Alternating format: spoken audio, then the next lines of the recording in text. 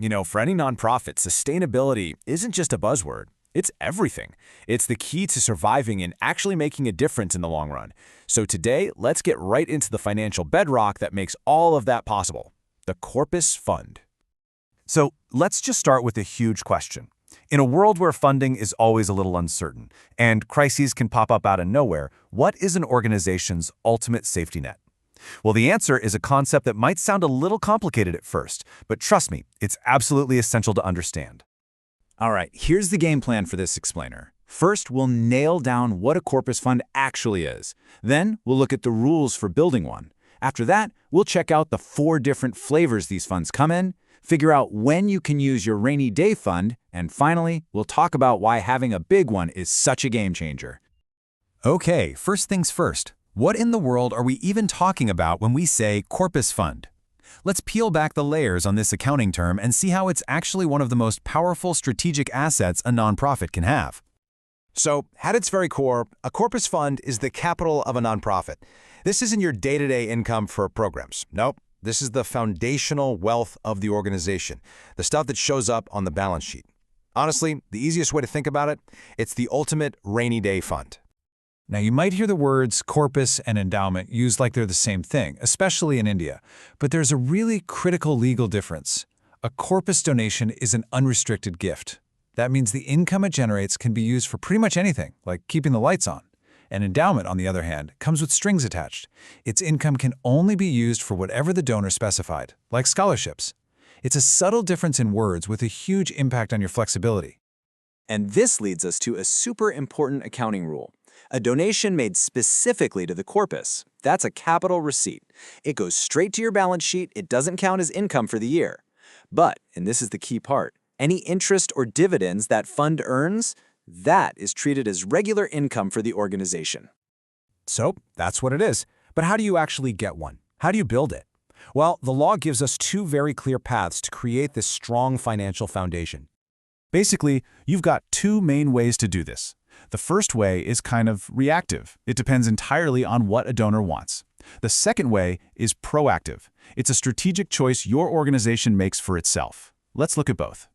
Path number 1 is all about the donor's intent, and I mean all about it. For a donation to legally be put into the corpus, you must have a specific, written direction from the donor saying so. A phone call or a verbal promise doesn't count. It has to be in writing. Without that little note, doesn't matter how big the check is, you can't add it to the corpus. Okay, path number 2.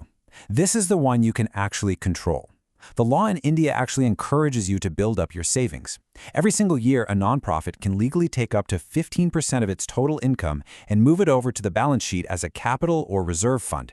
This is such a powerful, proactive way to build stability year after year. All right, so now we know how to build one, but it turns out not all corpus funds are created equal. Depending on what the donor wants or what the organization's goals are, they can come in a few different flavors. And yeah, each one has its own set of rules. You can think of these on a scale of flexibility. On one end, you've got the unrestricted fund, which is total freedom. Then things get a little tighter. A term-bound fund is locked up for a set amount of time.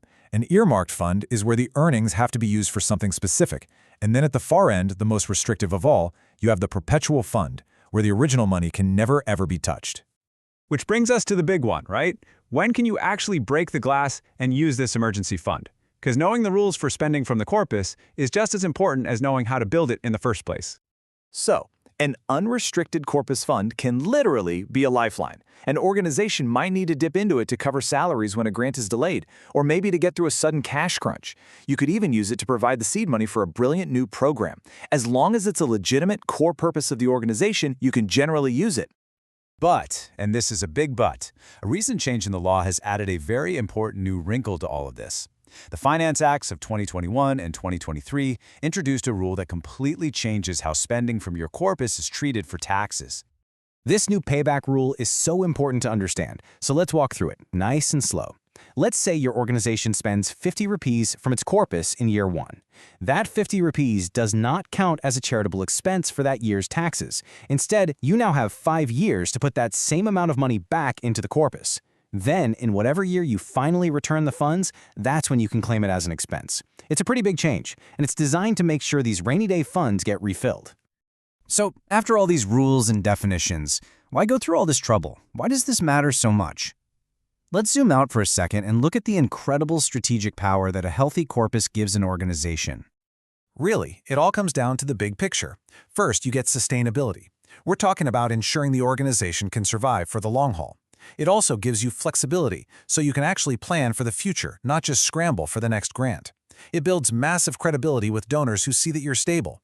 And maybe most important of all, it provides resilience, the ability to get through any storm. And if you need a real-world example, look no further than the pandemic. It was a perfect stress test. The nonprofits that had a healthy corpus, they could keep their work going, pay their staff, and even pivot to meet new needs. But so many organizations that didn't have that cushion, they were forced to make devastating cuts to programs and, worse, to people. It proved just how valuable that capital really is. And make no mistake, this isn't some small-time concept. The scale of this strategy can be, well, it can be mind-blowing. To really get a sense of the long-term power we're talking about, let's just take a quick peek at the big leagues.